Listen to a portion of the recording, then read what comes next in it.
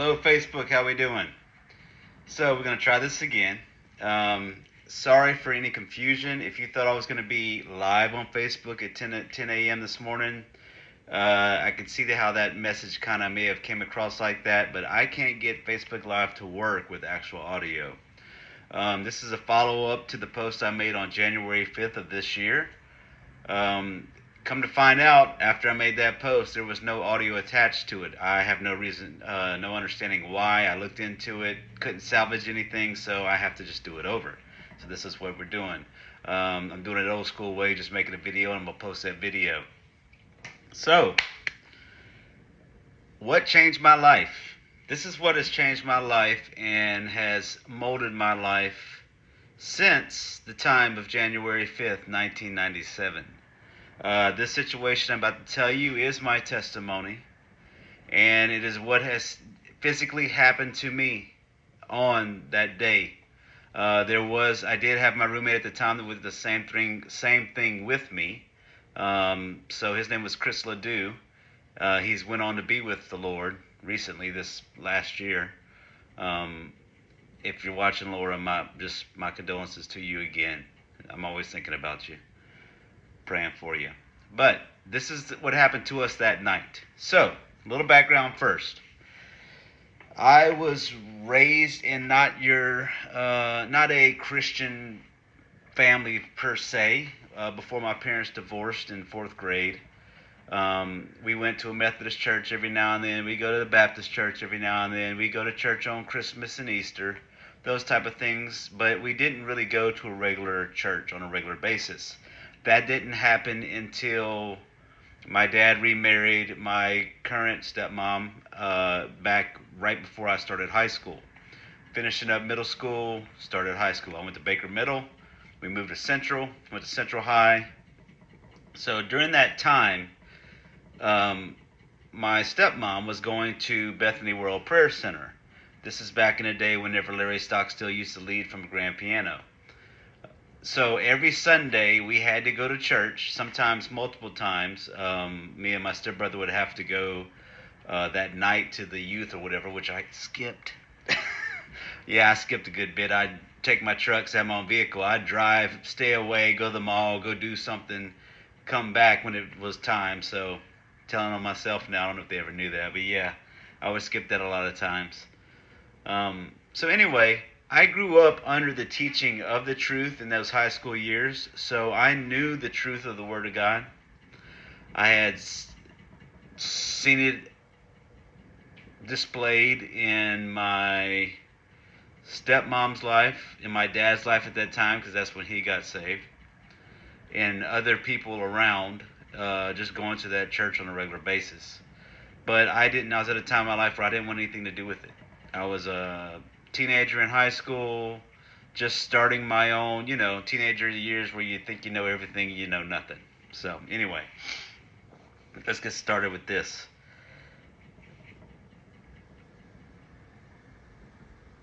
Yeah. Okay, mind blank. Just went totally blank. Totally blank. I'm not going to stop it. I'm not going to start. I'm just doing this as is. Okay, so here's where we're going to go.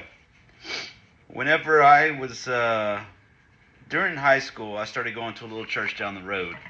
I think it was called Magnolia Christian Assembly. It was right on the corner of Wax Road and Old Wax Road. Yeah. So I was going there. Played drums there, and there was a guy named Billy Muller who became like the worship leader at the time, and he was probably a college age kid at the time. He kind of took me in as kind of like a discipling type role. We went to play drums at a Christian camp called Camp Singing Waters. I have no idea where that's located. I should have looked it up, but it's somewhere in Louisiana, maybe on the Mississippi border, somewhere up in there.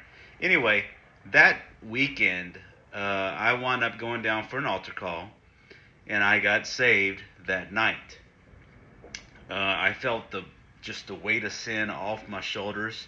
I felt the love of God. I know I got saved because there was a physical transformation in my spirit I can feel. Along with that, one of the ladies from the church at Magnolia, I forget her name, but her her husband was the drummer, was one of the drummers of that church at the time. She just kept praying for me that night to receive the baptism of the Holy Spirit with the evidence of speaking in tongues. After the altar call, she stood there for about, seems like 30 minutes, continuing to pray over me to receive it. So much that some of the other people were like, just, he's not going to get it. It's not time right now. We could stop. We'll just address this later. But she just continued pressing and pressing. And I know why she continued pressing, and you'll know why as soon as whenever I'm in the middle of this testimony I give. I kind of figured it out, just started making the utterances, and the Holy Spirit just took over. From that point, went home, didn't tell my parents because I didn't want them to let them know I had this big life change and that I was all for God. I was shy about it, and I was just starting ninth grade, again, or 10th grade at the high school, and didn't really have any support, so just went like this. A few days afterwards, I was reading the Bible. I started in Genesis, so I got bogged down as soon as I got to Leviticus and Exodus, Leviticus and Deuteronomy with all the laws, and then by that time, I just kind of just drifted away. It was not really what I was. I don't know how I was explaining it. I just drifted away. Fast forward. Out on my own, I'm in college. I got a roommate where we're living in off of West Chimes Place, apartment complex off of West Chimes Place, and down by LSU, January 5th of 1997. Okay, now I was probably 22, probably 22, 22 or so at this time. I think, 22. Experiment with drugs a lot. I've already smoked. Me and my roommate, we smoked about an ounce of weed every other day. We were servers. We used to work at El Chico's. That's how we met.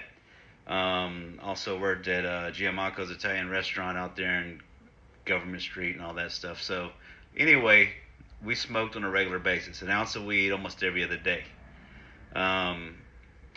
Also, I had already experimented a lot with acid. I already took acid a good bit. Took it a few times, by myself. The first trip was by myself. It was the first time I ever did it.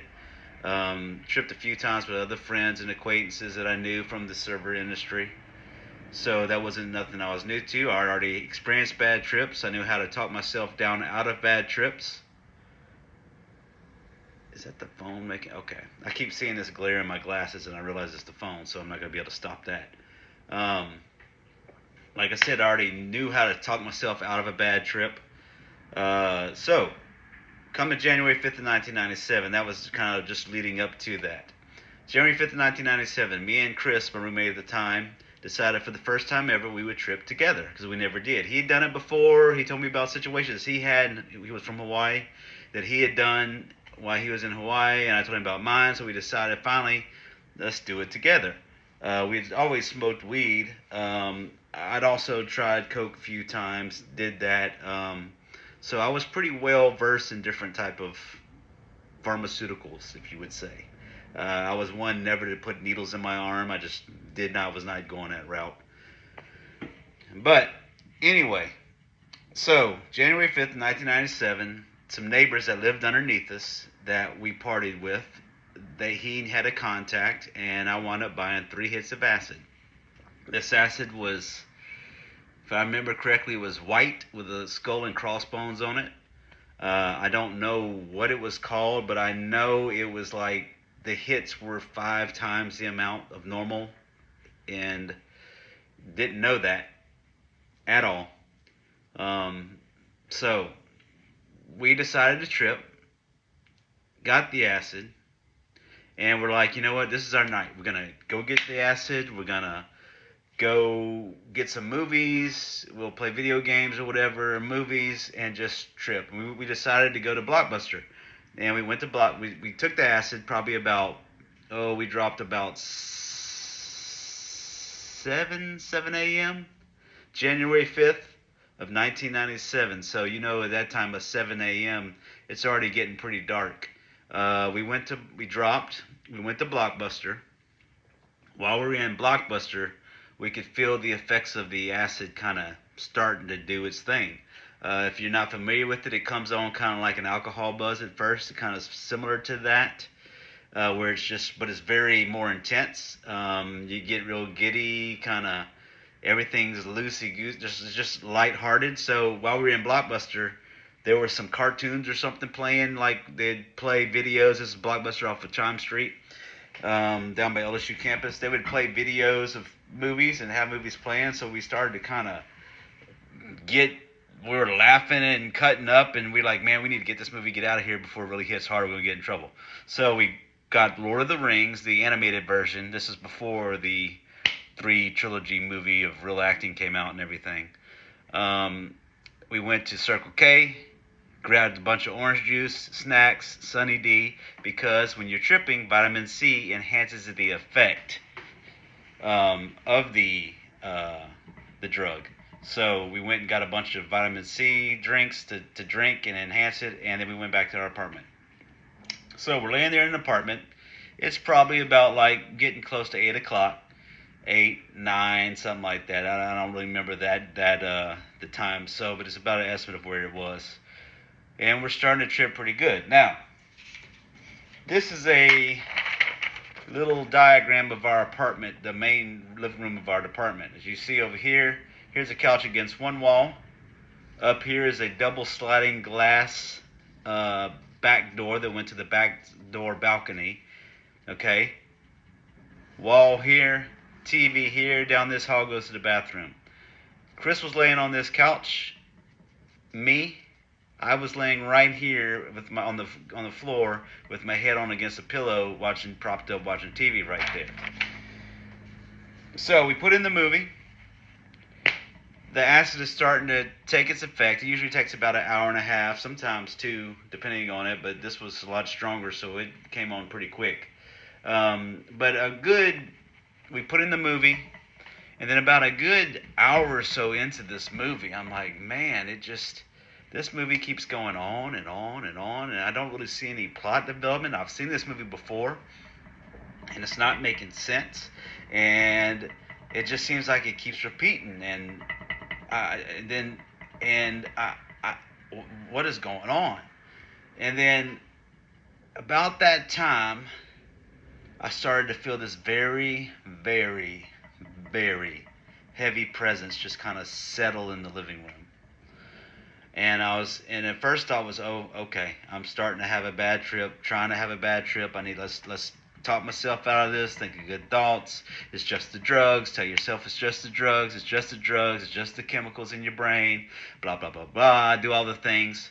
And this movie's still going. I'd never felt this before. It was so intense. It's like I felt it internally in my being, this darkness that was settling over the place. And I was just looking around. So I kept looking up at the clock to see, how long has this been going on, the movie, because I'm like, man, this movie's been on for a while and it's not going anywhere. Like, I don't even have a plot yet, and it's been about a good hour and a half and so. And I looked up at the clock, and the clock on the VCR said 10:22 p.m. Okay, we were watching the VHS, by the way, to just let you know the signs of the time. 10:22 p.m. And I'm like, man, so about another 10, 15 minutes go by, and I'm just still kind of dealing with this, trying to just ride out this trip, the bad part of it. And I'm like, man, this movie's still not going nowhere. I'm thinking this to myself. It's still not going nowhere, and the clock still says 10:22 p.m. I'm like, wait a minute. It said 10:22 p.m. about 10, 15 minutes ago. And I'm like, well, maybe I'm just tripping, literally. Maybe I'm just tripping. Okay. So I just sit there, and it's still, every time I checked that clock, it said 10:22 p.m. And I'm thinking, wow, what's going on? And then this darkness at the same time is increasing, and it's increasing, and it's increasing.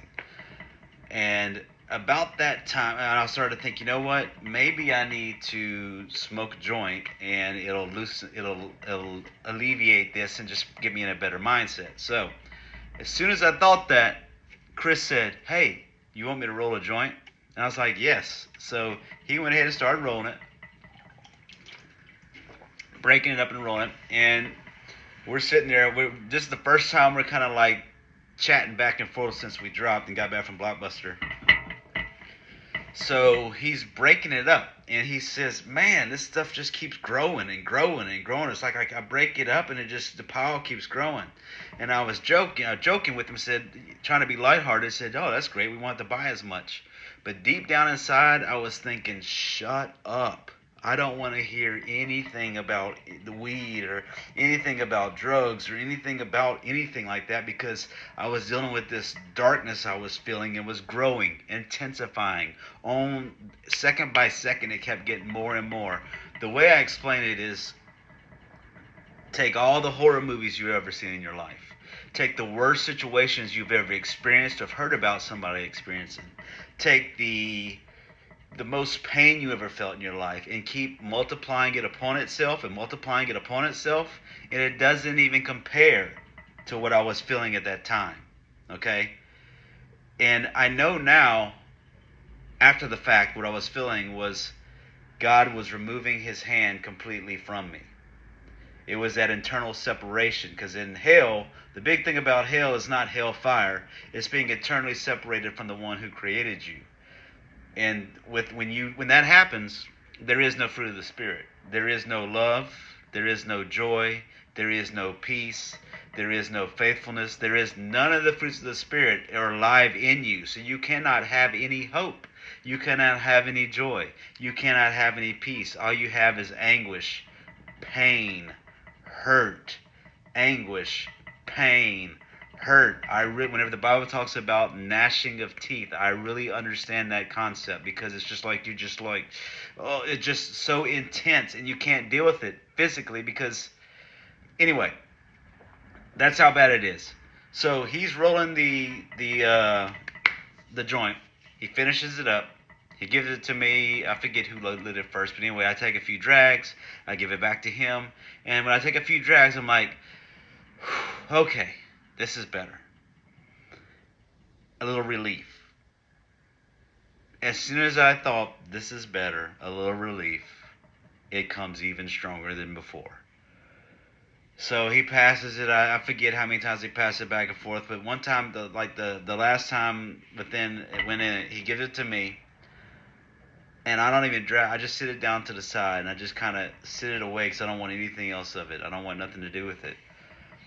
And I'm trying not to look like this whole time that this is going on with me, because I don't want to put him in a bad mindset and make him have a bad trip. So I'm just kind of keeping all this to myself.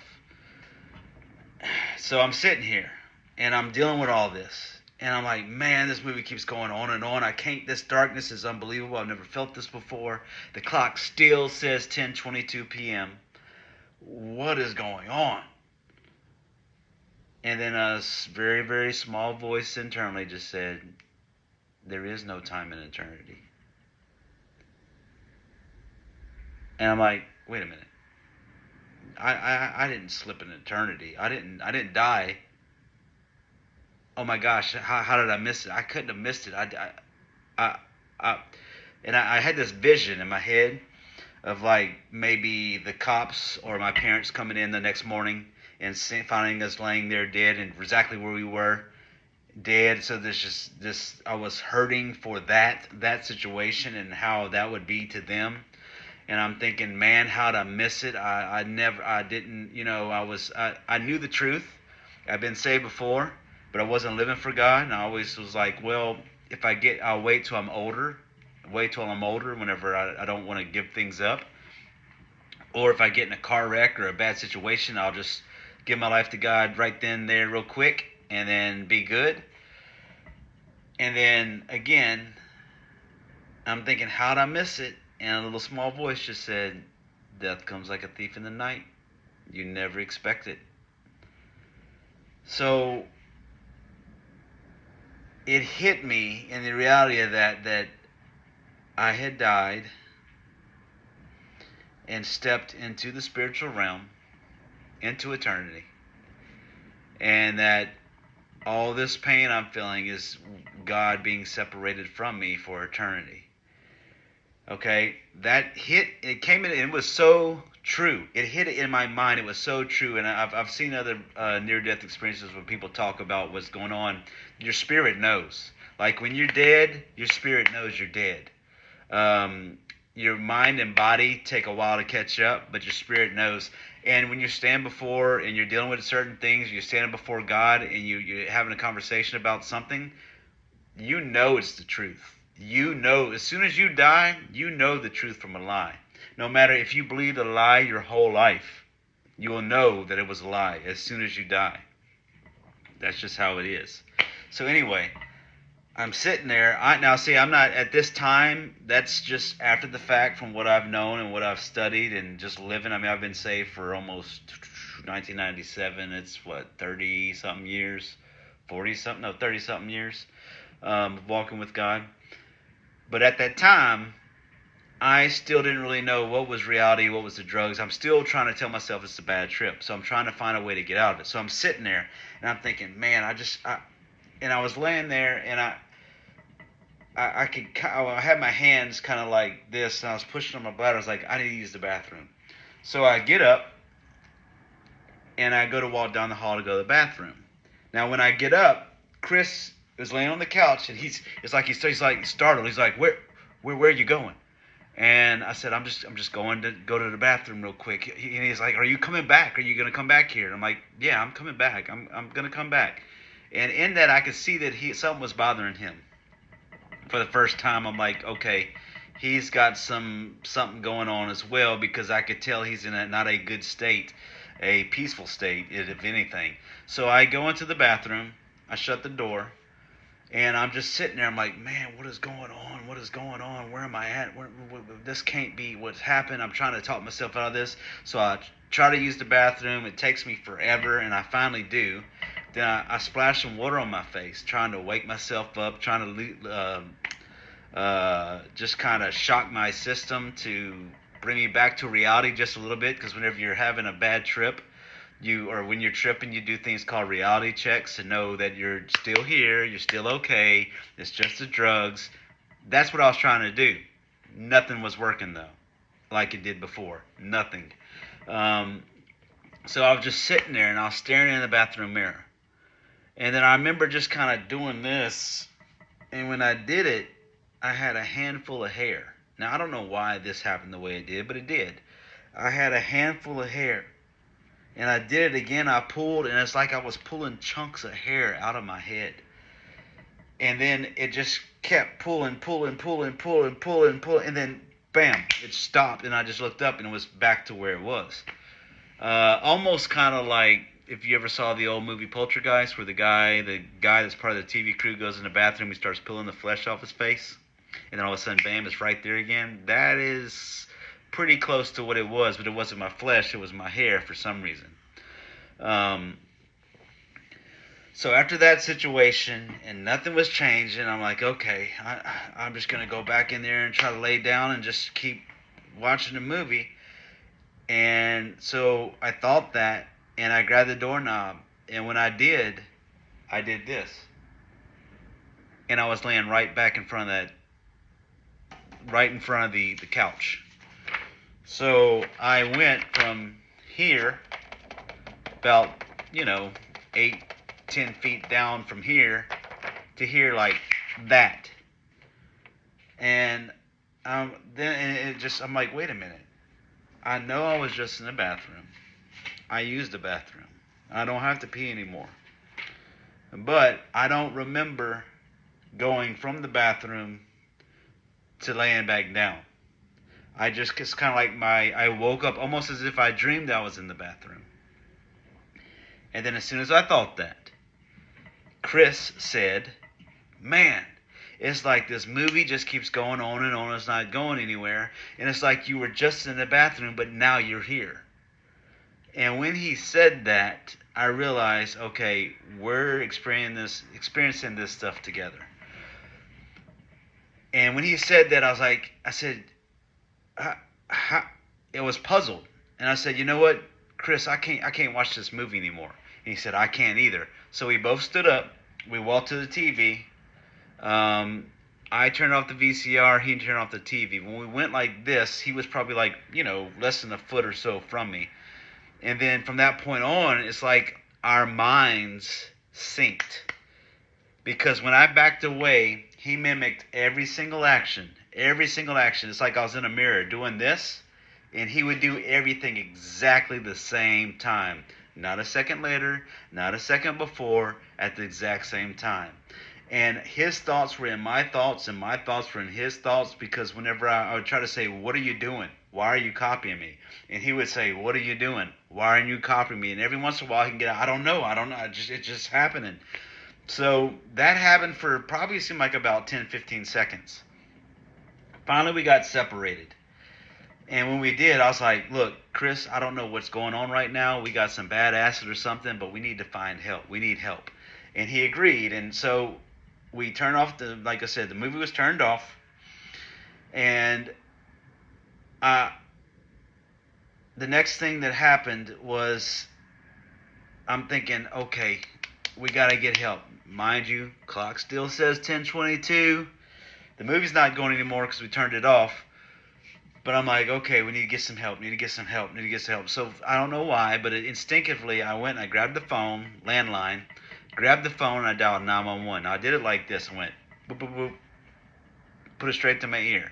I should have heard ringing because it was so fast. Da-da-da-da. No ringing, just silence for about what seemed like 30 seconds. And then all of a sudden I heard a voice. I couldn't tell if it was male or female. It said 911, what's your emergency? And I said, me and my roommate took some bad acid right now. I don't know what's going on. We just need help. And then it was silence for what seemed like about another 30 seconds, 40 seconds. No response. And in my mind, I was like, well, the next thing you're going to hear is, well, you're dead.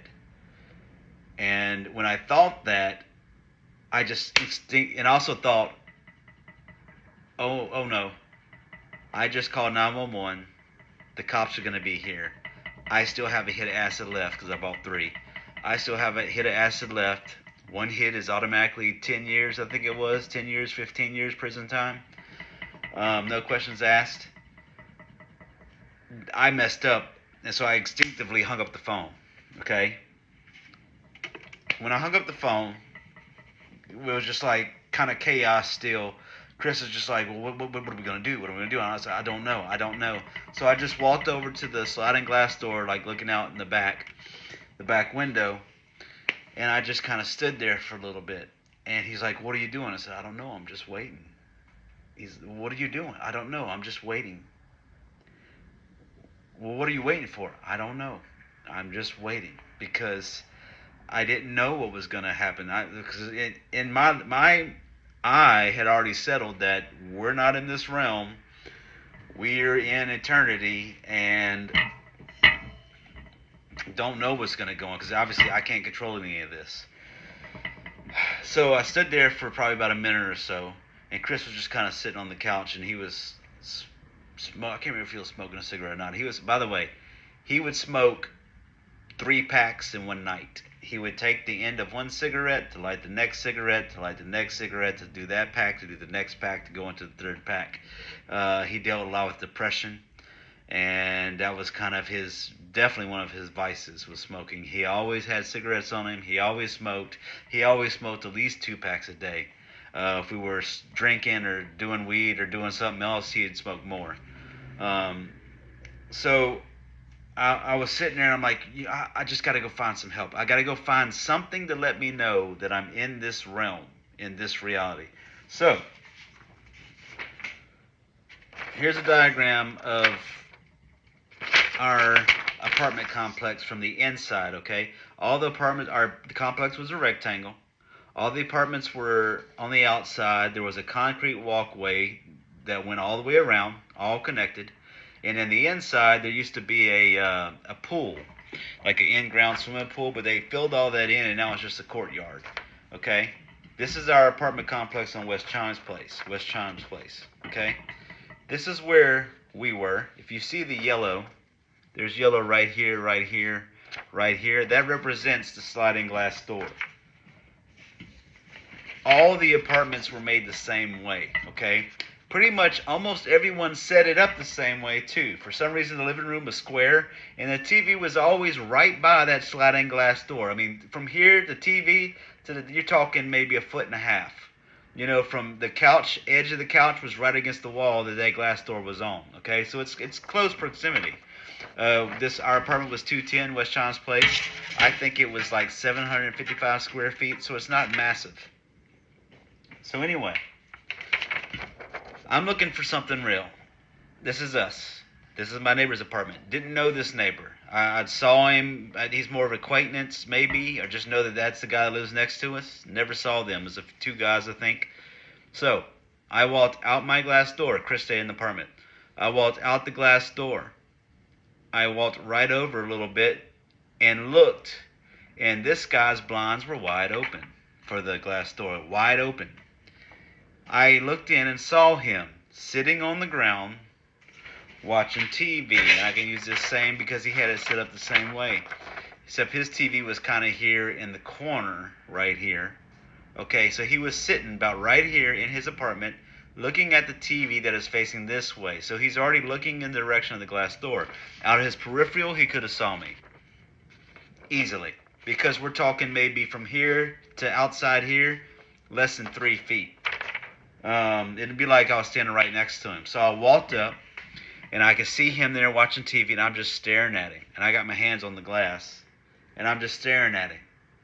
And I'm waving, and I'm trying to do something to see if I can get any response from him. While I'm doing that, he just kind of, like you would if you're talking to somebody, just glance out the window, or, you know, as I even doing this video, just may look somewhere. He just kind of looked out his back door, looked straight through me, turned his head, and just kept watching TV as if I wasn't even there. Now, it was probably about, I'd say about 11:30 p.m. at night. If someone is standing at your back glass window at 11:30 staring at you, looking the way I did, my eyes were probably bloodshot, I didn't have on any shoes, my hair was probably a mess, you would probably react in some way. Didn't even see me. He looked straight through me, went back to watching TV. So whenever I saw that he could not see me, and he did not see me there, I then just kind of walked this way and stopped about right here. Now, there's other apartments. There's probably about like 4 apartments this way and 7 or 8 apartments this way. It's not to scale, but just so you can see. I went about right here, and I just stopped, and I was just leaned on the guardrail, the rail, the banister that got going around. I'm just thinking, what is going on? I've got to find something to get out of this. I got to stop this. I want to get out of this. I don't like what's going on here. I feel stuck. And then I thought, I got to get Chris. As soon as I thought that, boom, he was right there, and he said, hey, what are you doing? And I'm, at this point, probably about a good 20, 25 feet, 30 feet from our apartment back door. I never heard him walk up to me. I would have felt him walk up, because it was the foundation was so, you could feel everybody's walk on that concrete walkway. I didn't feel him walk up. I didn't hear him walk up. But as soon as I thought I have to get him, he appeared right there and was like, what are you doing? And I said, what are you doing? He's like, I don't know. I was in the apartment, but now I'm out here. And I said, look, we need to go get help. We got some bad acid. We need to go get help. So he's like, I'm going to go to the apartment. So he turned around, and he took off running back to the apartment. And it was like, I saw him, when he turned around, he kind of went forward a little bit, and he was running. I could see him moving his legs and all that, and the body movement, but he was going nowhere. It's like I could see just the stuff passing him, but he was moving nowhere. As soon as he turned around, he was right back in front of me. He's like, I can't get to the apartment. He's like, I can't get, like he was on a treadmill, like in a movie. I can't get to the apartment. And I said, okay, well, we need to find help. And we saw, so we're right here, across from where we were directly was some friends of ours that we had. These were all female. We had smoked weed or whatever sometimes with them, but we knew who these people were. Okay, we were friends with them. They would come over sometimes. We would go over. So we saw that their light was on, the only light on in all the complexes. So we went this way. We came up around here.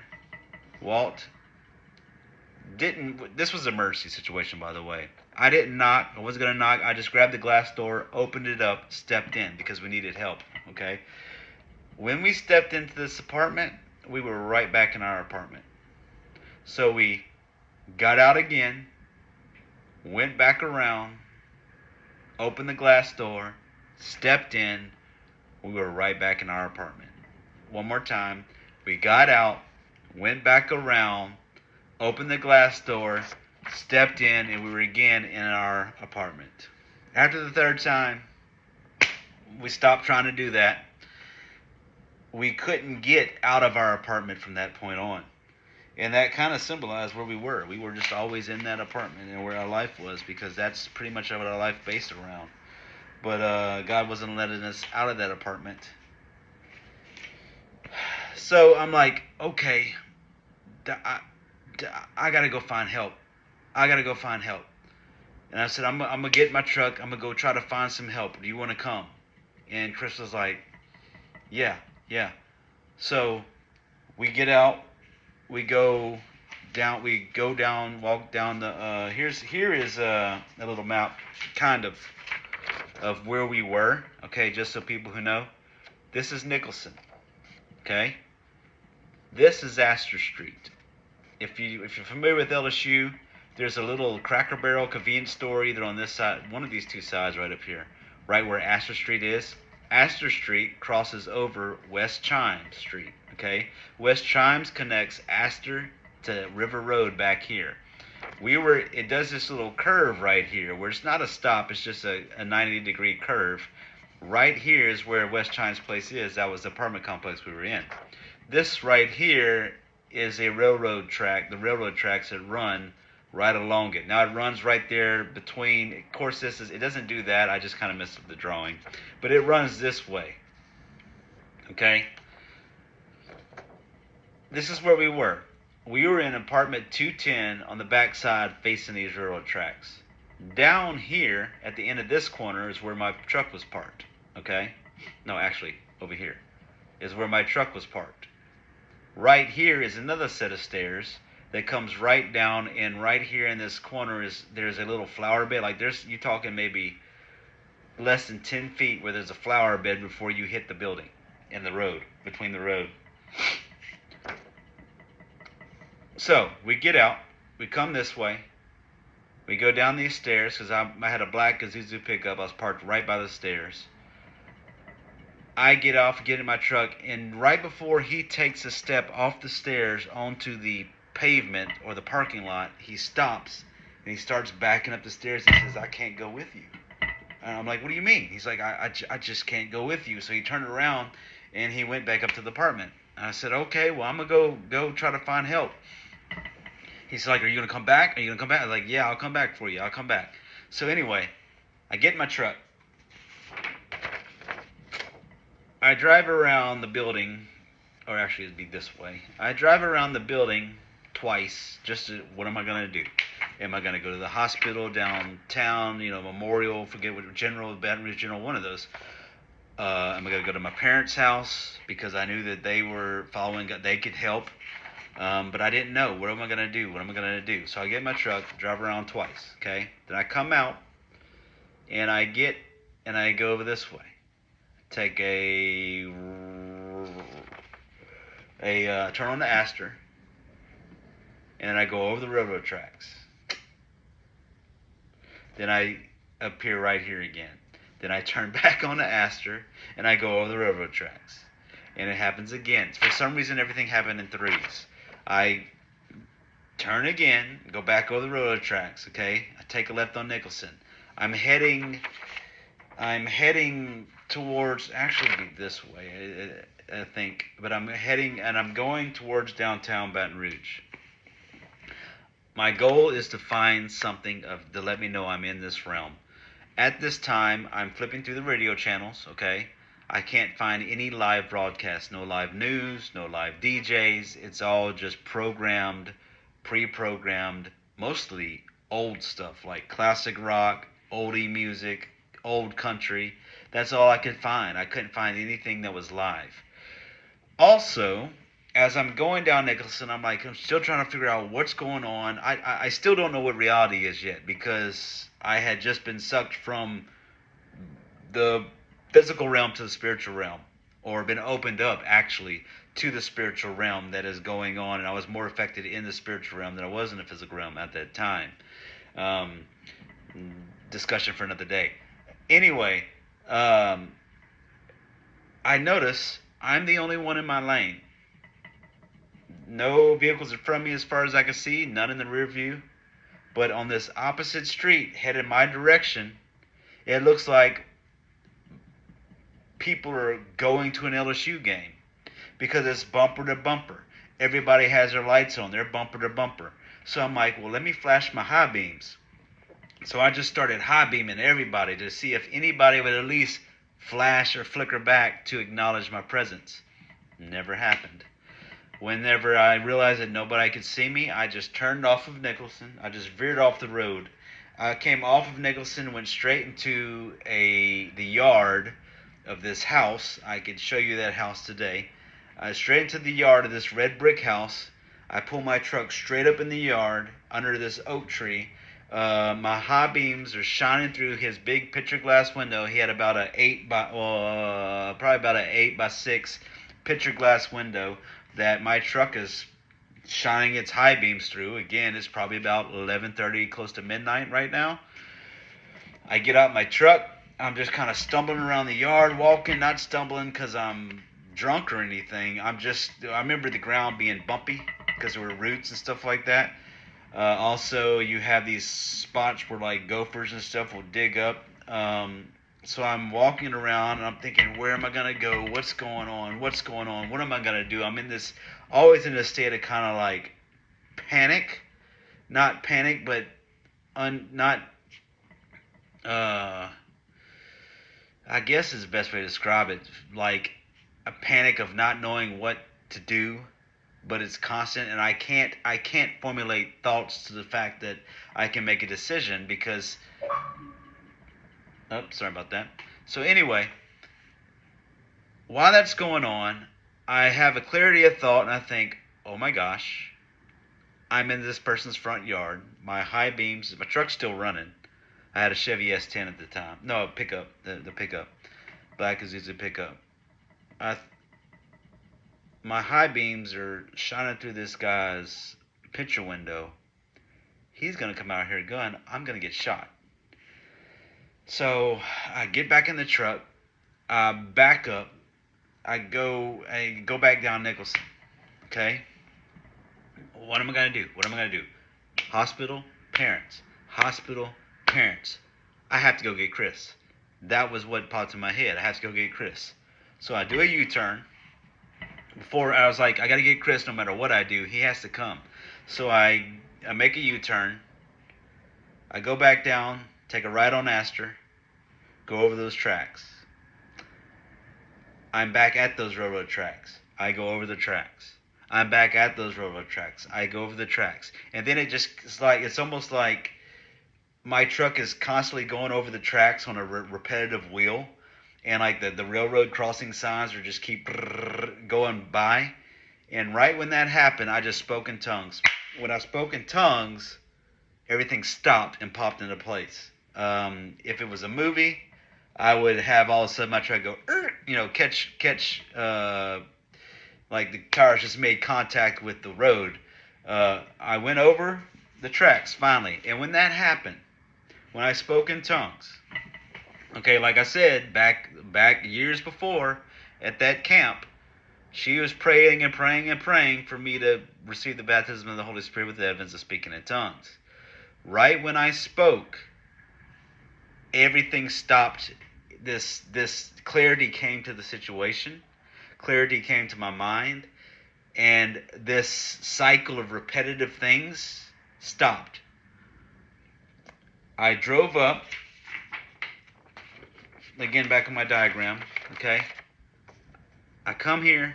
I go right here at my truck. Just pull in right here. Get out. Leave. I almost hit the sign. I get out. I leave the truck running, and I go up the stairs on that are closest to go around to our apartment to get Chris. Now, as I get out and I'm going up the stairs, in the distance I can hear the sirens from the 911 call earlier. I can hear sirens. I go up, I go into our apartment. Chris is in his room. I go and knock on the door. I said, Chris, come on, we're going to get help. He's like, are you sure? I was like, yes, just come on, go with me. I don't know. Come on. You want to help? Yes, well, come with me. So we go outside. We go around. We start going down the stairs. As we're going down the stairs to where my truck was parked, I can see in this curve there were, this is how it came, 2 cop units, 2 police units, a paramedic, and 2 more police units. So 2 on the front, 2 on the back, paramedic in the middle. They come, lights and sirens, drive, and they park in this semicircle right here with the paramedic in the middle of the circle. Okay, lights going. When they arrived, they turned off the sirens, but the lights were still going. Okay, this is a very populated area. All down there's apartment complex here, and all down here is houses, right? Just probably about 15 or so houses right here in between here, close together, no big yards. Over here is another apartment complex. Across the street was more houses. Populated area.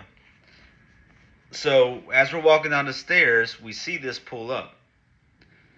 We get to and then we kind of stop mid top of the stairs whenever that happens.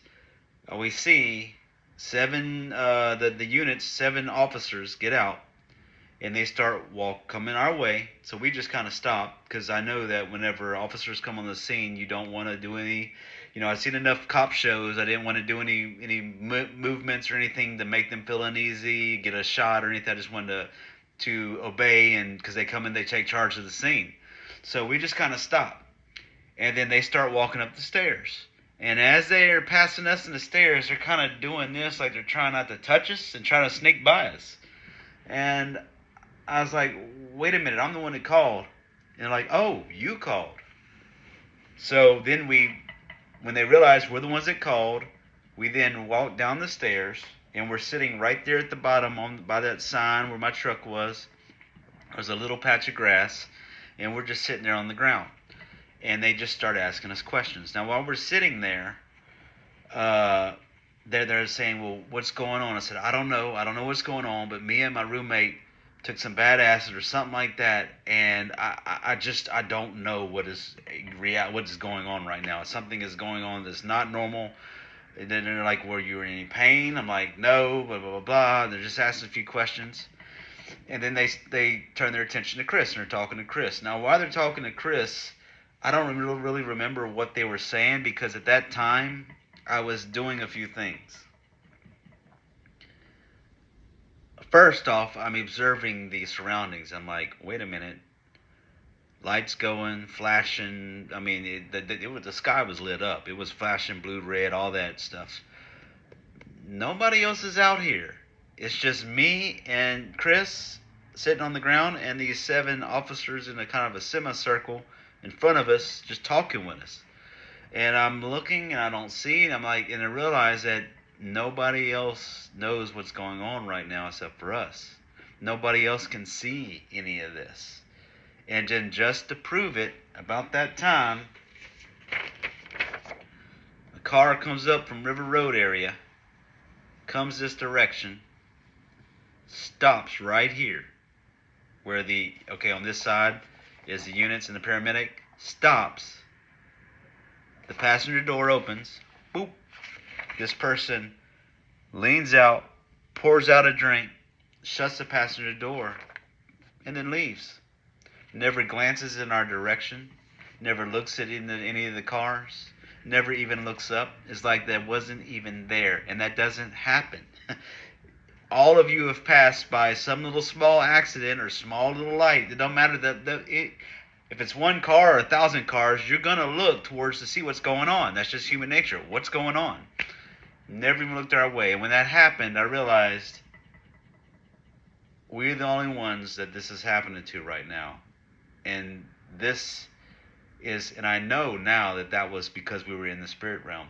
All that the officers, they weren't officers, they were angels, heavenly beings of some sort. There were 7 of them. They didn't act like your normal officers. As I said, they were trying to sneak past us on the stairs. They're asking us questions, and they said, "Well, what's your name?" And I don't know why I did, but as soon as they asked my name, I said Dennis Marvin Schilling Jr. and I spelled it. Dennis. I spelled it all out. And I know now, though, that when they're all writing it down, and it symbolized my name being written in the Lamb's Book of Life. It talks about in Revelations in the Bible. Chris did the exact same thing, wrote his name down, and they said, "Okay." I said, they said, I was like I was asking them, they're like, "You're gonna be okay. You were going to be okay. It's all okay now. You're going to be okay." And they said, "Okay, well, we're ready to go." Oh, they asked us. They said, "Well, do you have any more acid?" And I said, "Yes." And they said, "Do you want to go get it?" And I'm like, "Yeah, yeah." Because I didn't want nothing to do. And by the way, while they were talking with Chris, and I was observing that thing with the car, and the pastor poured out a drink. Right before that, I was sitting there on the ground, and I was just rededicating my life. I was like, "God, I don't care what happens from this point on. If I'm in prison for the rest of my life, I don't care. All I need is a Bible and you, and I'll be good." And I just kind of rededicated my life to Christ right there on that ground. Um, so whenever they asked me, "Do you want to go get it?" Yeah, because I want nothing to do. I didn't want anything to do with where it just got me into the situation I was in. So me and 2 other officers, officers, went up the stairs or went to go get it. Now, I was moving fast. I just naturally walk fast. Anyway, if you know me, you know I walk fast. I got up and got around the corner before they even made it up the stairs. And I was like, "Oh, I need to slow down," because I didn't know these were angels at the time. I thought it was just officers. But I was like, you know what? How do they know I'm not going to get a gun? How do they know I'm not trying to run? So I stopped, waited for them to catch up, opened the door. When I opened the door, I knew that in the apartment they're going to see weed everywhere, because somewhere in that, I think whenever we got up to turn off the VCR and TV, we knocked the board that had the weed on it for breaking up and rolling, so it went everywhere. Um, Paraphernalia, evidence of drugs, evidence of illegal activity. I'm about to hand them a hit of acid. So I'm like, well, this is it. Here's where they find out everything. So we go in. I go in my bedroom because that's where I had it. I had it in my top dresser drawer. One of the officers followed me in there, and I give him the acid. There's a little bitty Ziploc bag. I give it to him. He takes it. He sticks it in his belt, like with this, just sticks it in his belt. And I'm just standing there like this, and because I'm expecting handcuffs. Okay. Next thing I know, my lights turn out in the bedroom, and I look up, and I'm standing in the bedroom, and it's dark. And I'm like, and I see him walking. I'm like, okay. So then I walk out the bedroom, and I see the 2. They just walk out the apartment. So I follow them. I shut the apartment. I lock it up. I shut the apartment. I follow them, and I come down the stairs. And then and then they said, "Okay, well, we're ready to go. Do you need anything else?" And Chris was like, "Can I go upstairs and get a cigarette?" Because he was kind of hit. He was, like I said, he was a big smoker, and he was checking his pockets, because he always checked his pockets to make sure he had cigarettes before he went somewhere. And one of them said, "Well, what are you seeing right now? Do you need cigarettes? Is that what you need?" And he was like, "No, no, I don't need cigarettes. I don't need cigarettes." And then I was like, "Okay, well, it's time to go." So then that time is the only time the paramedic doors opened, and we got into the paramedic. Went to the back of the paramedic unit, and then bam, I knew that's whenever the spiritual realm broke, and it was back this reality only.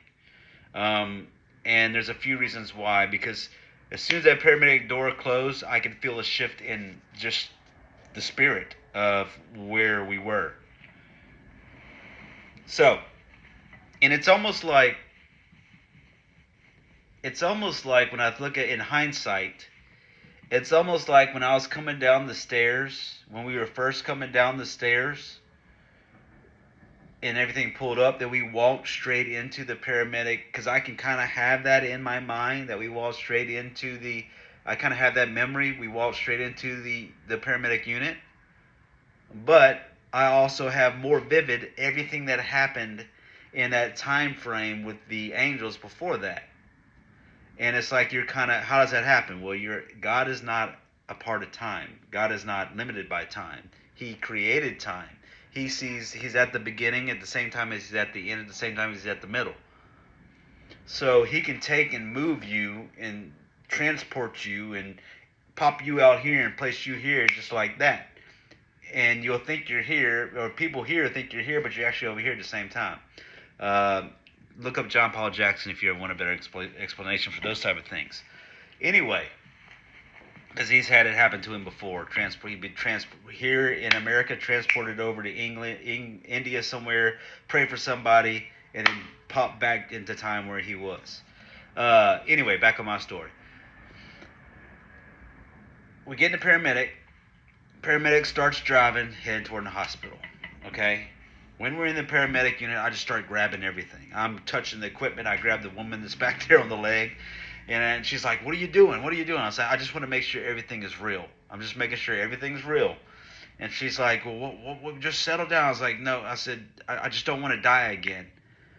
And because there was this feeling, I kind of felt this feeling when it first started. It would try to creep back up sometimes. That hollowness, and she said, "You're not gonna die." I said, "No, you don't understand. Chris, did you die tonight?" And he said, "Yeah, just just don't talk to me for a little bit," because he was starting to finally had his mind back to start processing everything that just happened. Also, now here's what happened: we get the paramedic, we get to the hospital.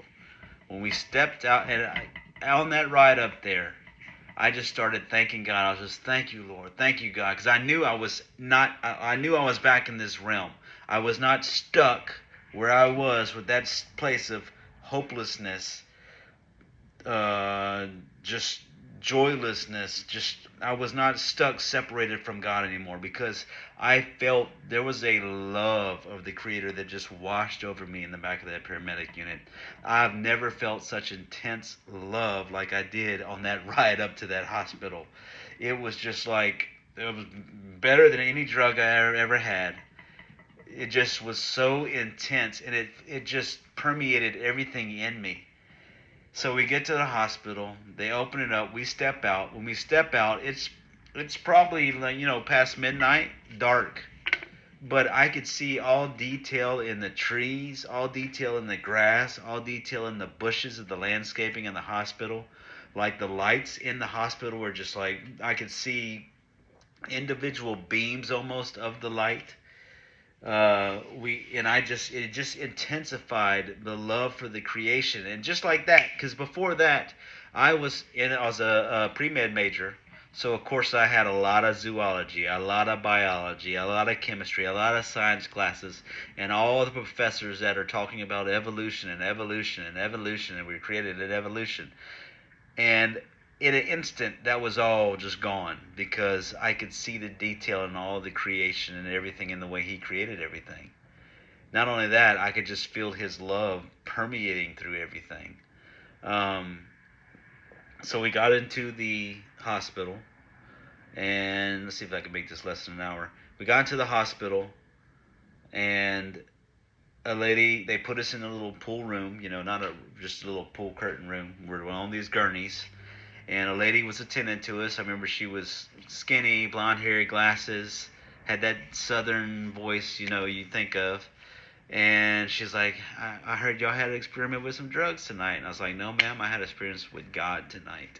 And we kind of told her what had gone on and explained some stuff. And she just she listened to us, and I could tell she didn't really believe at all. Figured it was just the drugs, because I'm sure she gets those kind of situations a lot that happen in the ER. So she said, "Okay, well, look, we're keeping you here to watch you for a little while. By the way, I called your dad, and he's on his way up here." And I'm thinking, oh boy, my dad has never had my name and the cops in the same sentence, my name and drugs in the same sentence, much less your son's in the hospital for a drug overdose. So kind of concerning, but I didn't care because I knew it was going to be okay. I knew it was all taken care of. So as we're sitting there waiting, they're doing their test and they're coming. You know, she would come, and then when she'd go away, and Chris was like, "Man, do you realize that nobody in this hospital knows why we're here, other than that lady? Like, there's no officers because I could see out because we're like in a pod, I guess, and we were in like I said, the little rooms. We could see through the curtains on the cracks and the corners. You could see that the there was no officers waiting around for us. We saw the paramedic unit people come in, but after I guess they did their paperwork or whatever for dropping us off, they left. And he's like, "Do you realize nobody knows why we're here? Like we're just here for most people." And so we just kind of talked a little bit more about what was going on, what happened. Then my dad showed up. I saw him walking up the hall, and I could tell there was a look of concern on his face. Okay, but I said, look, before you say anything, let me tell you what happened. And I told him pretty much the whole story I just told you. And when I got to the point that God had just changed everything, and a smile came on his face, and he said, "Well, y'all messed up." And that's all I've ever heard about that situation from him. Because he knew it was solidified. It was good. God had intervened, and things were changed.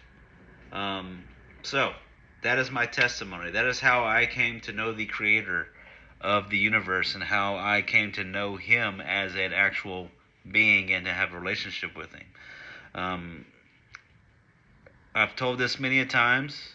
Never like this on a multi-platform or media platform, but here's the things I get. Well, that was just an acid trip. You didn't really die. You don't die off of acid. Well, you can't have a heart attack. You can have an heart attack from so much your body being so just fear of things.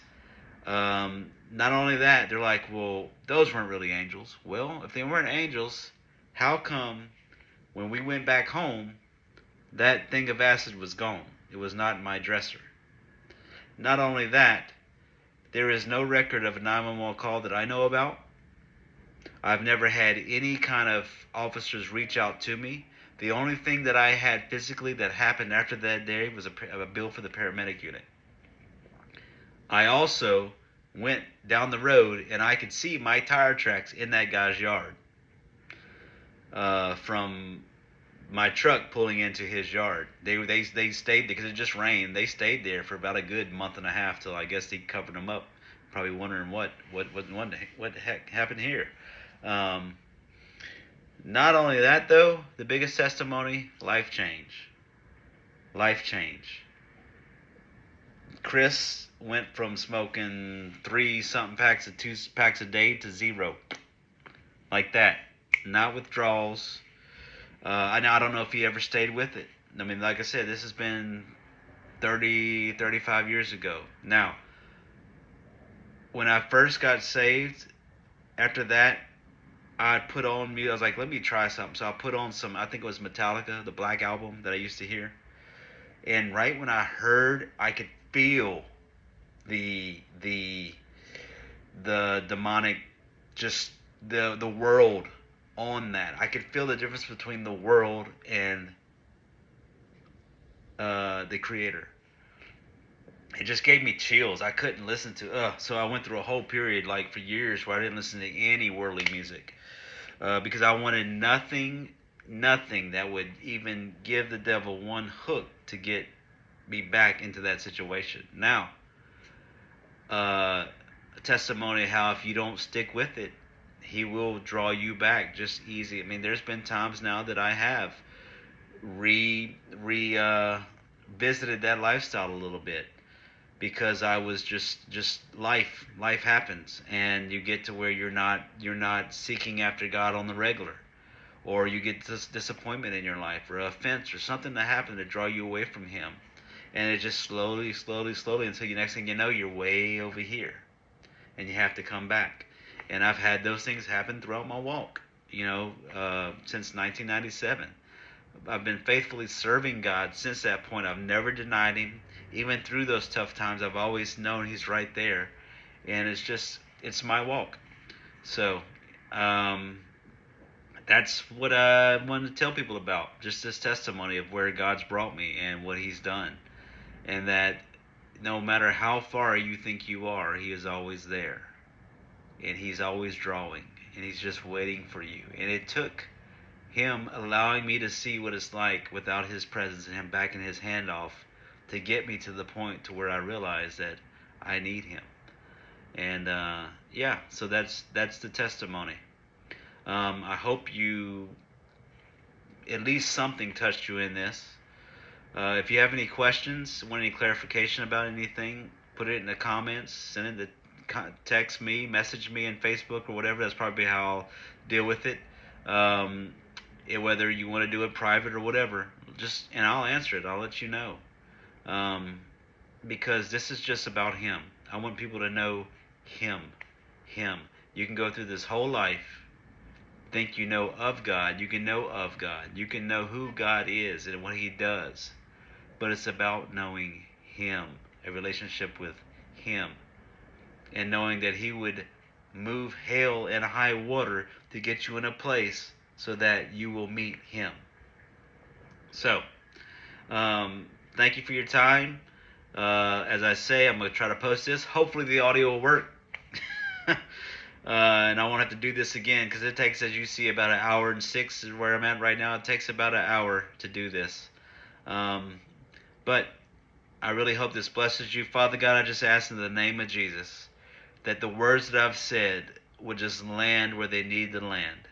And those things that are of you, God, that you would just take those seeds and germinate them to bring those who have heard this closer to you, Father.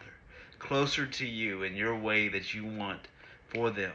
That they would, I pray, it bring a desire to know you more, God. To know you more, Jesus.